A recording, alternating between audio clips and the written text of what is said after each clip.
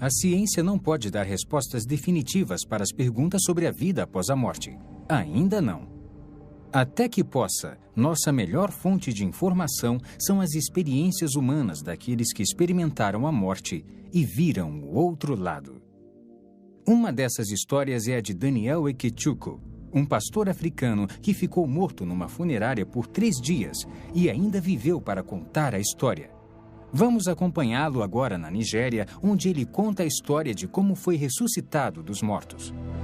Ressuscitado dos mortos, uma história verdadeira.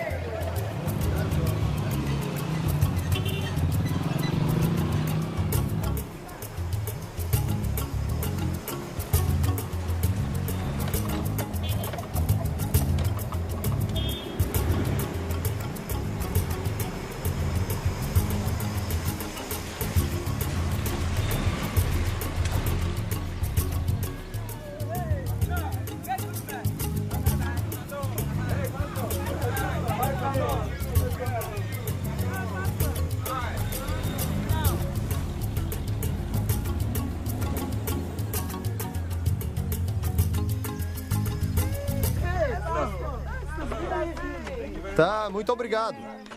Olá, crianças, como vocês estão? O Natal para a família Ikechukwu sempre foi uma época de celebração. Celebração do nascimento de Cristo e do amor dos amigos e da família. Oi, pai. Oi. Trouxe um bode para o senhor. Mas desta vez, tudo foi diferente. Aparentemente, tudo parecia bem. Mas por dentro, Daniel estava fervendo de raiva e intolerância. Ele havia brigado com a esposa recentemente e ainda nutria um profundo ressentimento. Tive uma briga com minha esposa na terça-feira. E pus a culpa nela da pequena briga que tivemos. Na noite de terça-feira, ela bateu na minha porta e eu não quis abrir para ela. Então, na manhã de sexta-feira, ela tornou a bater na minha porta. Não abri. Na sexta de manhã, ela acordou e eu saí. Ela me deu bom dia, eu não respondi, não falei com ela. Fiquei quieto e saí na sexta de manhã. Ela me ofendeu, fez uma coisa errada, e eu fiquei zangado e irritado com ela. A raiva de Daniel o cegou tanto que ele nem viu o filho naquele dia. Mamãe! Sim, meu filho. Onde está o papai? Ele foi levar o bode para o vovô em Owerri. Quando o papai vai voltar? Logo, filho, vá brincar.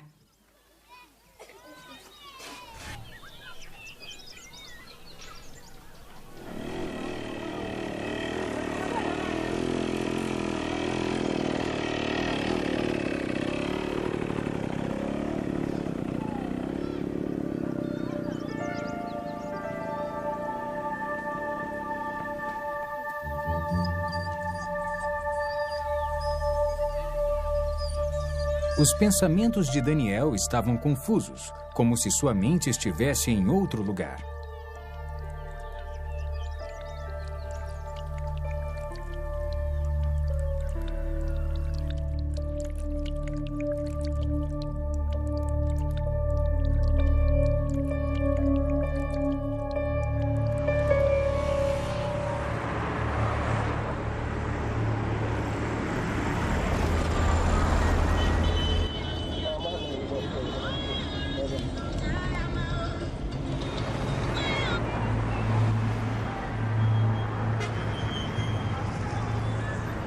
Conforme o sol começava a sumir, Daniel começou a correr, querendo chegar em casa.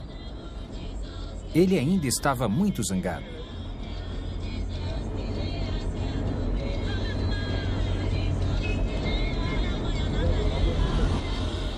As ruas dos subúrbios da Nigéria são vergonhosamente rudimentares. Uma experiência difícil, no mínimo. Daniel sabia que devia dirigir com cuidado. Mas naquele dia, o carro dele parecia meio lento e desregulado. Quando ele descia uma das estradas de terra, tentou pisar no freio. Mas não houve resposta. Daniel começou a bombear o pedal energicamente, mas foi em vão.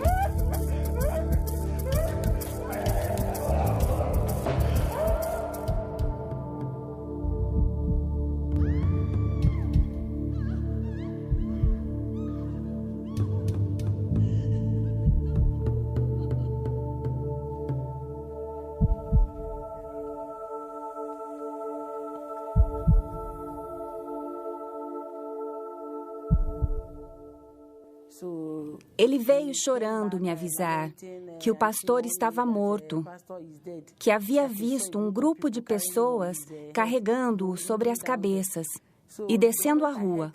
No instante em que ouvi seus gritos e ouvi que o pastor estava morto, eu soube que era meu marido. Por isso, comecei a correr na direção do local que havia ocorrido o acidente. Quando Neka chegou ao local do acidente, ela soube que Daniel ainda estava vivo, mas em estado muito grave. Curiosos o haviam levado para o hospital local, onde Neka o achou. Após ter sido levado para a UTI do Hospital Boronino, Daniel se recusou a ser tratado. Em vez disso, insistiu para que fosse levado até o médico da família na saída de O'Wary. Preciso ver o Dr. Miserek. É o médico da família em O'Wary. Médico da família? Eu não entendo. É o que meu marido quer, doutor. O cirurgião do hospital disse à esposa de Daniel em termos bem claros que ele não estava em condições para viajar devido à extensão dos ferimentos. Senhora, ele não está bem. Está confuso agora. Ele precisa ficar aqui. E não está em condições de decidir o que é melhor para ele. Por isso... Mas apesar dos apelos do cirurgião, Neka foi firme. É o que o meu marido quer. Se ele for agora, receio que ele possa morrer. E não posso impedir isso. Eles nos liberaram naquela noite. Me mandaram assinar e disseram que a responsabilidade era minha. Então assinei. Assim, nós o levamos para o médico particular de O'Wary. No caminho, ele me chamou e disse que eu devia cuidar da igreja, do ministério e das crianças. Cuide das crianças e do ministério. Não tente falar. Construir uma casa para você. Por favor, não fale. Alguns são chamados mais cedo e vão embora. Quando a ambulância que me levou do hospital com minha esposa estava em alta velocidade para me levar para um hospital melhor, então, de repente, eu tive algumas sensações. Olhei para cima e vi 2 anjos. Quando Daniel viu os 2 anjos, ele quis que sua esposa soubesse, mas o anjo fez sinal para que ele ficasse em silêncio. Na mesma hora, o poder da fala de Daniel foi arrancado dele. Neca começou a chorar, temendo que Daniel morresse. Os anjos seguraram Daniel pelos ombros e o ergueram para fora da ambulância. De repente, Daniel se viu em outro lugar com um dos anjos. Daniel, tenho muita coisa para lhe mostrar. Quando olhou, Daniel viu um lugar com uma multidão de pessoas reunidas. E a aparência era a mesma que os anjos.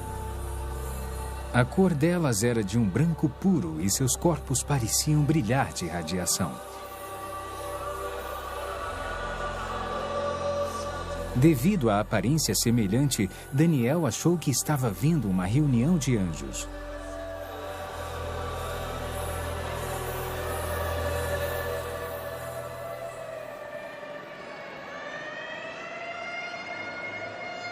Enquanto isso, a ambulância corria para a Clínica Santa Eunice, em Owerri.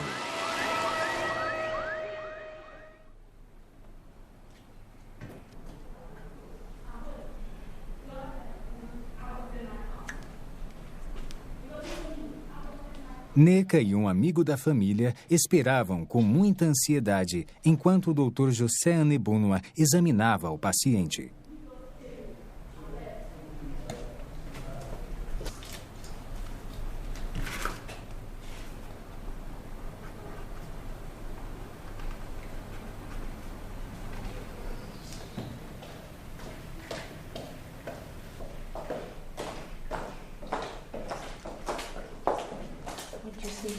Onde está Neca?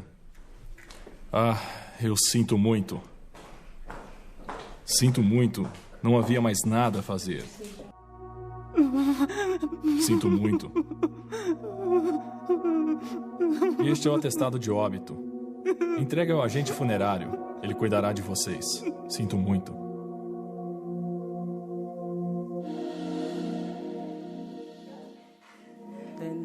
Então, naquele lugar, o médico o examinou e descobriu que ele estava morto e que não estava mais respirando.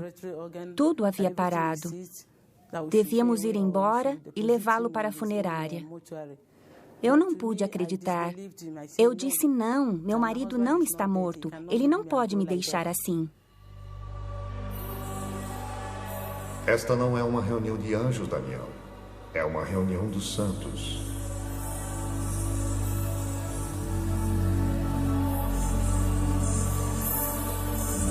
As diferenças entre os santos e os anjos são sutis. A cor deles é um branco puro, brilhante da cabeça até os pés. Mas a diferença é que os anjos têm asas, enquanto os santos não.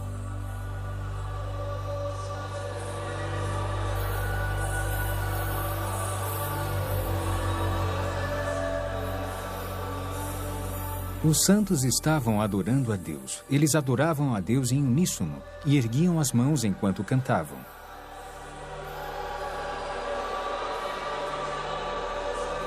Daniel ouviu o som de muitos instrumentos e não era igual a nada que tivesse ouvido antes. Ele desejou se juntar àquelas pessoas e seguiu em direção a elas, mas o anjo o impediu. Daniel, não vá. Tenho muito para lhe mostrar. Pegue esta pasta e registre tudo o que viu. A multidão que Daniel viu estava olhando para a luz que brilhava como o sol. Era a fonte de toda a luz que havia lá. Era uma luz bem compacta, descendo lá de cima. Agora, estavam todos olhando para aquela luz como se estivessem vendo alguma coisa lá, mas eu não conseguia olhar para aquela luz. Eu não podia olhar para aquela luz porque era muito perigosa para os meus olhos.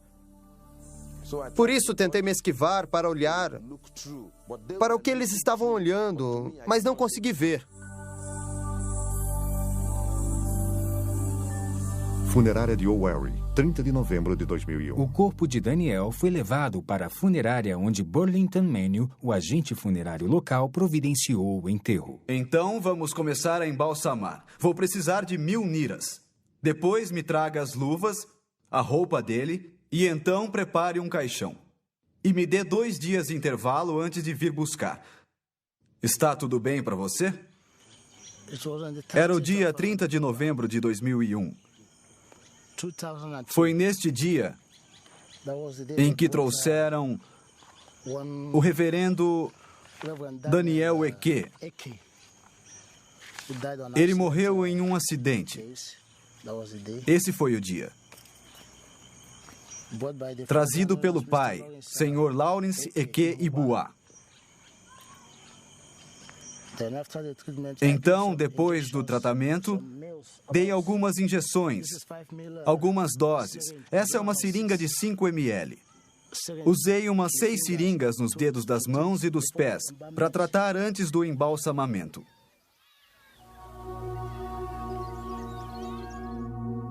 O dia 30 de novembro de 2001 foi uma data que ficou marcada para sempre no coração e mente de Nneka Ekechukwu.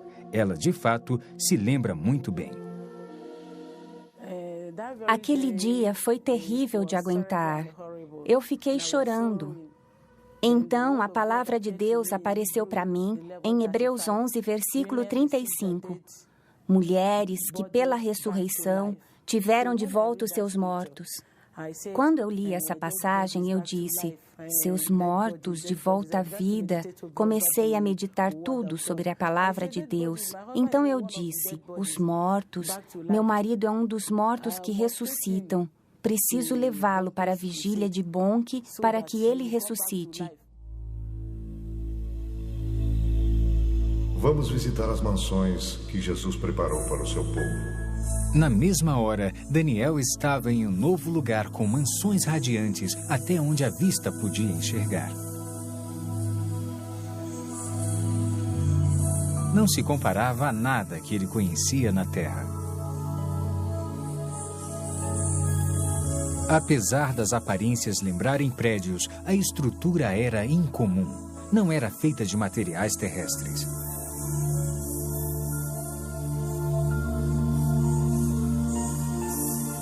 Elas pareciam estar vivas, se movendo. Daniel, Jesus terminou seu trabalho. As mansões estão prontas, mas os santos não estão prontos. Havia um som de linda cantoria e adoração, e parecia vir de toda parte.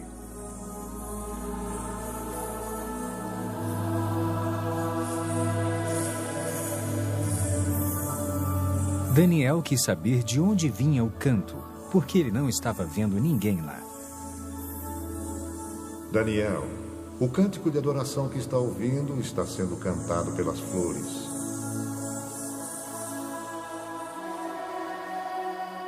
Quando olhou, Daniel viu as flores balançando em resposta à música. Parecia de fato que estavam batendo palmas, gritando e louvando a Deus.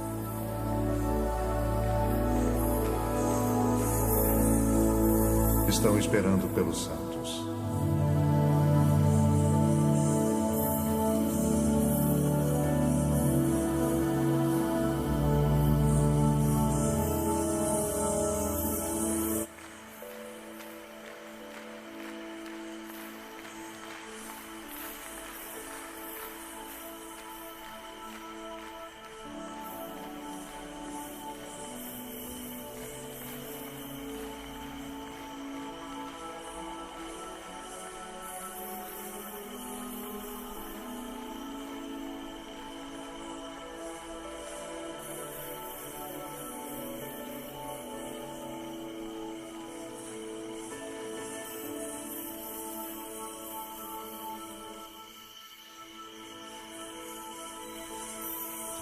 Tudo isso foi em torno de meia-noite, quando eu saí. Comecei a ouvir barulho por aqui. Fiquei imaginando se as pessoas da igreja estavam em vigília ou algo parecido. Continuei ouvindo cantorias, louvores, palmas. Fiquei pensando e decidi vir até a funerária.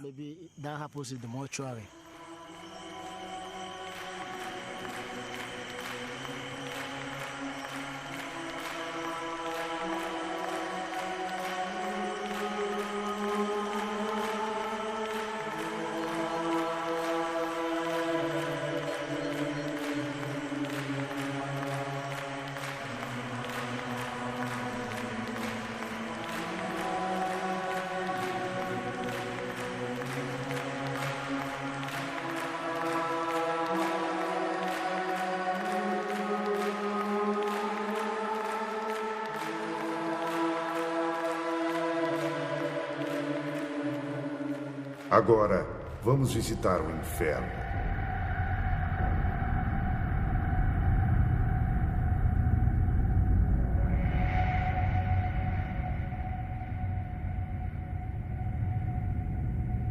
Dá para ver os portões do inferno?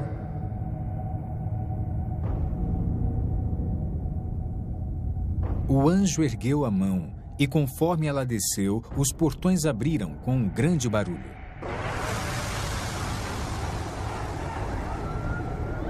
Daniel podia ouvir o choro e o lamento de muitas pessoas, mas não conseguia ver nenhuma delas.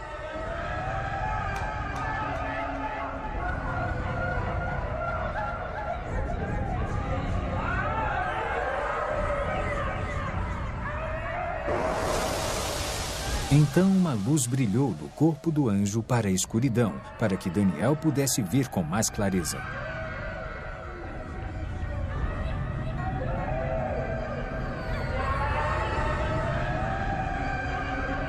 Havia muitas pessoas lá, mas ao contrário das almas do céu, a aparência delas era a mesma que haviam tido na terra. Havia pessoas de cada raça, cultura e nacionalidade. Cada pessoa parecia aprisionada em seu próprio tormento pessoal, um tormento que continuava pela eternidade, e não podiam se comunicar com as outras. Os sons de choro e lamento eram quase ensurdecedores.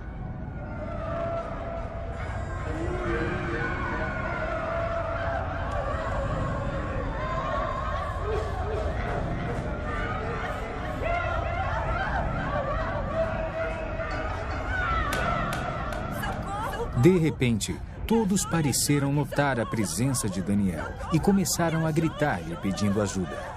E chamavam apenas por Daniel, como se não pudessem ver o anjo.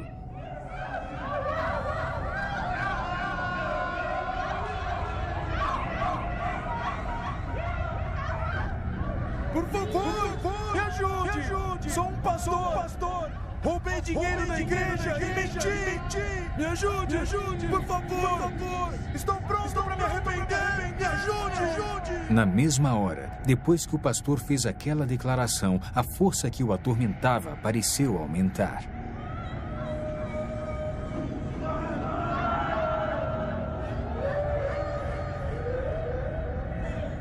As pessoas tinham carne, mas não sangue, e quase pareciam estar pegando fogo, embora nenhuma chama pudesse ser vista.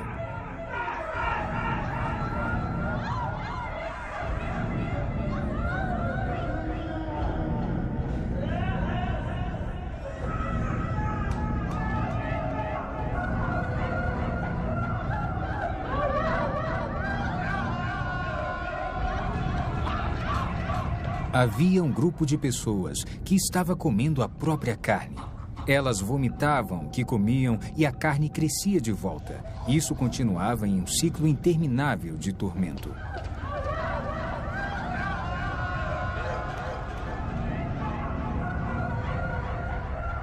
Essas pessoas que você vê se comendo praticaram bruxaria enquanto estavam na Terra. Elas se especializaram em comer carne humana e agora elas vão se comer para sempre. Elas estão colhendo o que plantaram. Aquele lugar não é bom para nenhum ser humano criado por Deus. E Deus não fez aquele lugar para o ser humano. Fez para o diabo e seus agentes. Mas seres humanos teimosos que desobedecem a Deus como o diabo também irão para lá. Deus não tem a intenção de pôr nenhum ser humano no inferno. É um lugar perigoso e mortal. Ele o criou para o diabo e a sua gente. O que viria a seguir seria uma declaração surpreendente feita pelo anjo. Daniel nunca imaginou em sua vida que ele ouviria o julgamento. Daniel, se o livro de sua vida fosse fechado hoje, isto lhe caberia? Não! Eu sou um pastor! Sou um filho de Deus, eu nasci de novo! Eu prego por todo esse país! O país que eu não pode ser! Não pode ser! Chega! A caminho do primeiro hospital, você pediu a Deus que o perdoasse, mas não quis perdoar sua esposa, e seus pecados não foram perdoados. Trata-se de colher o que plantou. Não pode semear intolerância para com sua esposa e colher o perdão junto a Deus.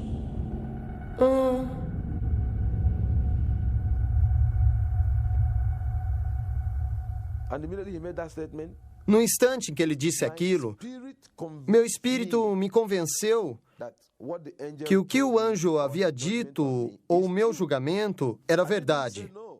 Eu não disse não, porque me lembrei que havia brigado com minha esposa na quinta-feira. E na briga que eu havia tido com ela, eu a havia ofendido. Então, na noite de quinta-feira, ela bateu em minha porta. Não abri a porta para ela. Então, na sexta-feira de manhã, ela bateu de novo em minha porta. Não, na sexta de manhã, ela acordou e saiu. Ela disse, bom dia. Eu não aceitei. Não falei com ela.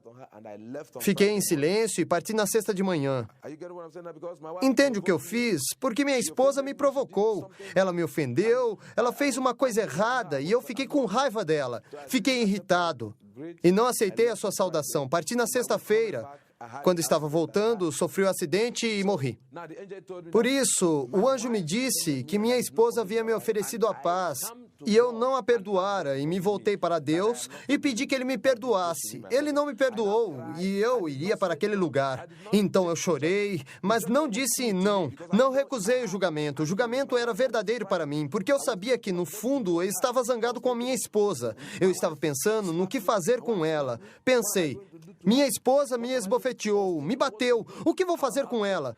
Fiquei pensando no que eu iria fazer. Por isso, no fundo, eu estava irritado e acredito que Deus estava julgando o meu coração. Ele disse que eu não havia perdoado minha esposa e não estava perdoado. Fiquei chorando, chorando e gritando sem parar. Só dizia, viu como destruía minha alma? Enquanto eu gritava e chorava, eu tive medo, as lágrimas cobriram meu rosto. Entrei em pânico porque aquele lugar não é bom para ninguém. E o modo como estavam as coisas, se Deus quisesse mesmo me mandar para o inferno, nada o impediria. Enquanto nós discutíamos, um grupo de pessoas, milhares de pessoas estavam sendo mandadas para o inferno.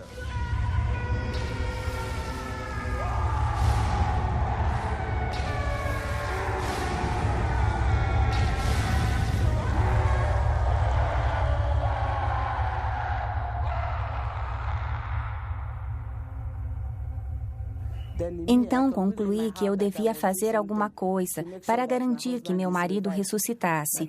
Eu acreditava que ele ressuscitaria se eu desse um passo de fé e alguma coisa boa resultasse disso.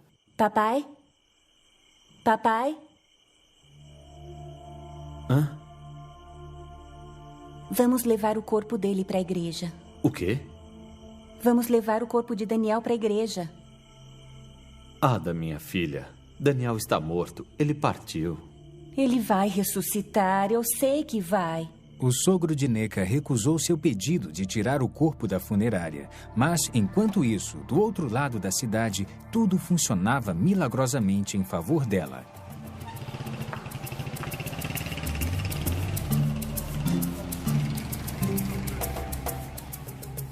Entre 5:30 e 6 horas, saí de casa para o endereço do pai. E quando perguntei pelo senhor, o senhor Lawrence Ekei Boa. Então eles me levaram até ele e eu pedi que tirassem o corpo que haviam levado para a minha funerária. Mas eles alegaram que o reverendo havia morrido em um acidente e que estava sangrando muito. Então eu pedi que levassem o corpo. Eu vi alguns sinais.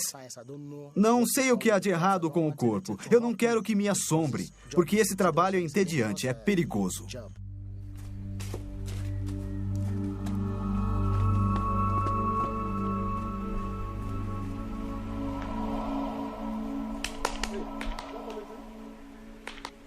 Bom dia.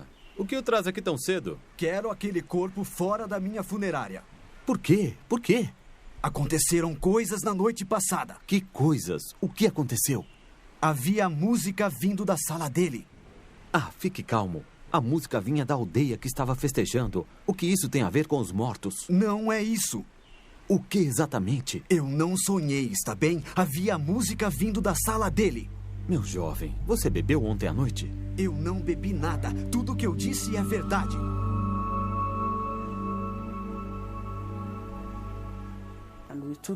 Então, nós o tiramos da funerária, o vestimos e o colocamos dentro do caixão. Depois saímos de Owerri e seguimos para Onitsha. Entraram na gloriosa catedral, Missão da Graça de Deus, onde nosso reverendo Bonnke fazia uma vigília. Eles disseram: vamos pedir a Bonnke que ore por ele para que ele se levante de novo. Eu comecei a rir. Eu disse: está bem, me dê o dinheiro. Ela foi buscar o dinheiro e zerei a conta. Então vestimos o corpo e pedi que meu assistente me ajudasse. Contrataram uma ambulância. Eles pegaram o caixão branco dentro da sala e eu disse: está bem, eu vou com vocês, quero testemunhar. Talvez seja o poder de Deus ou o que for, eu saberei. Quando chegamos com a sirene, houve muita tensão. O pessoal da segurança queria uma autorização do governo local ou do governo federal que estava com Bonnke. Achavam que éramos pessoas ruins, queriam matar Bonnke, como na outra vez. Me empurraram para todo lado. Resisti aos empurrões e àquela tortura. Me insultaram e xingaram de tudo que foi nome, mas cederam na hora em que disse que ele estava morto, que era um homem de Deus, que as pessoas não deviam me matar, que ele havia sofrido um acidente e morrera, e que deviam nos deixar levá-lo para dentro para que Bonnke pudesse orar por ele, e que eu acreditava que ele iria voltar à vida. Os seguranças não deixaram que entrassem no local, achando que podiam ter uma bomba no caixão. O cortejo foi conduzido para um local atrás da igreja. Daniel foi retirado do caixão e colocado sobre uma mesa. As pessoas começaram a orar por ele, pedindo a ressurreição. Então o anjo disse que ia me mandar de volta ao mundo para divertir esta geração, porque seria o último aviso para ela.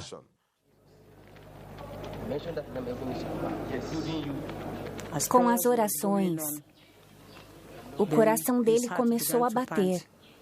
A vida voltou em seu coração. Continuamos orando sem parar. Enquanto tudo isso acontecia, ele começou a respirar aos poucos, mas seu corpo ainda estava rijo.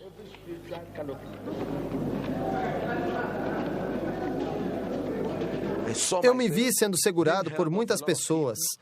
Eu estava despido, só estava de calças. Tiraram a minha veste. Eu vi uma multidão, mais de 20.000 pessoas. Olhei para a esquerda e para a direita.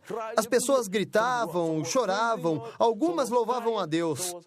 Então eu olhei à minha volta, não conseguia entender o que estava acontecendo, porque para mim eu estava caindo e quando abri meus olhos, vi todas as mãos me segurando.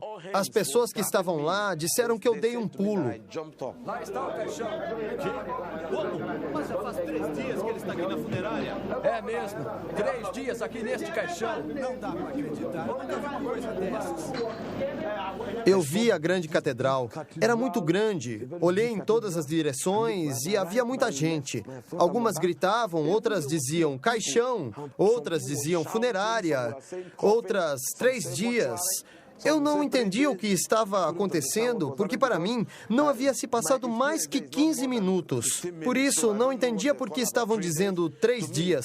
Para mim, não houve dia nem noite. Houve apenas aquele momento em que eu vivi.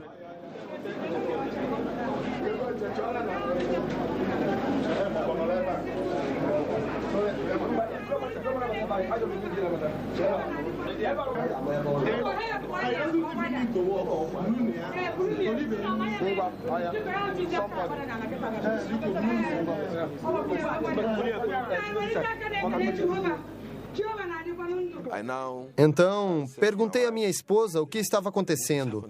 Ela me pediu para ficar quieto até chegarmos em casa.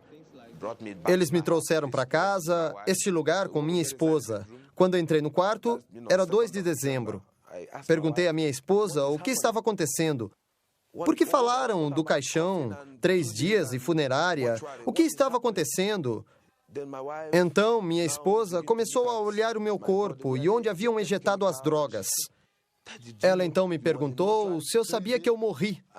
E este é o atestado de óbito.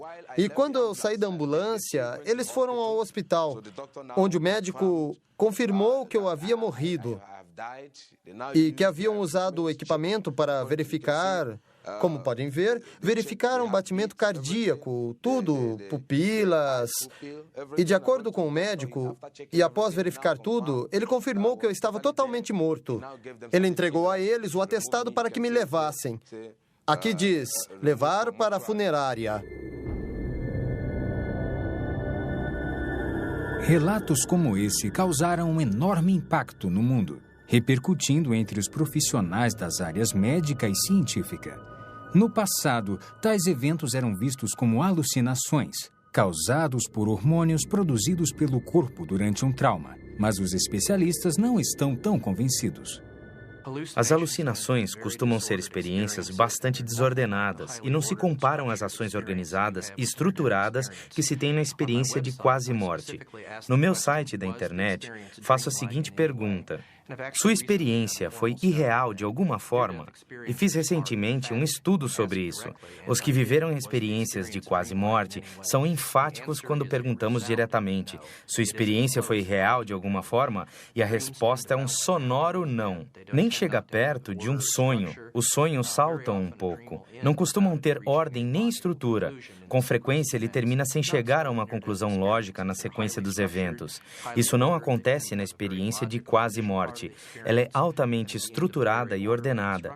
Costuma ter uma parte inicial bem lógica e no final da experiência bem estruturada e ordenada, há um final também ordenado.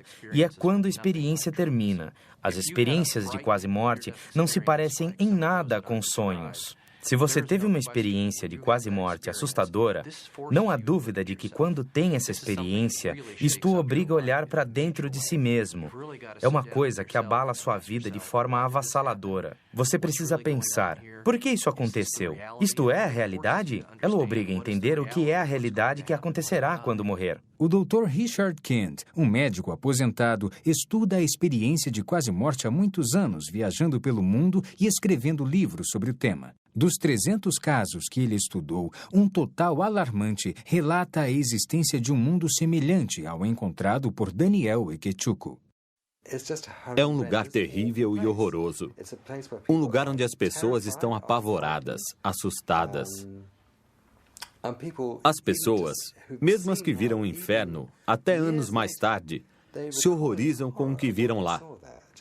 É um lugar de terror. Devo ter entrevistado mais de 300 pessoas que tiveram essas experiências. E todas elas mudaram dramaticamente. Suas vidas mudaram com essas experiências de quase morte. Não se pode afirmar isso quanto às alucinações. Estas simplesmente não são experiências transformadoras. Enquanto nas experiências de quase morte você se encontra com Jesus Cristo, ou vê o céu ou o inferno, elas são dramáticas, instigantes e quase invariavelmente a vida das pessoas se altera em função dessas experiências. Pessoalmente, também devido ao fato de que os relatos de quase morte são tão semelhantes, não apenas entre si, mas também com a Bíblia, acredito que sejam eventos reais e que as pessoas estão descrevendo eventos reais. Quando você lê um jornal, fica sabendo de uma pessoa que teve um tipo de experiência de quase morte, deixando seu corpo e atravessando um túnel e indo para um lugar de luz. São só aqueles que chegam perto, que reconhecem Jesus Cristo. Eles o descrevem como tendo quase 1,80 m de altura, uma luz radiante, uma quantidade tremenda de luz saindo do corpo dele, do rosto, do peito, dos braços e também das pernas. Não é apenas a aparência de Jesus. É o fato de sentirem a presença de muito amor. Muitas pessoas dizem que nunca se sentiram assim, que nunca sentiram totalmente cercadas de um amor tão poderoso assim. É um amor incrível.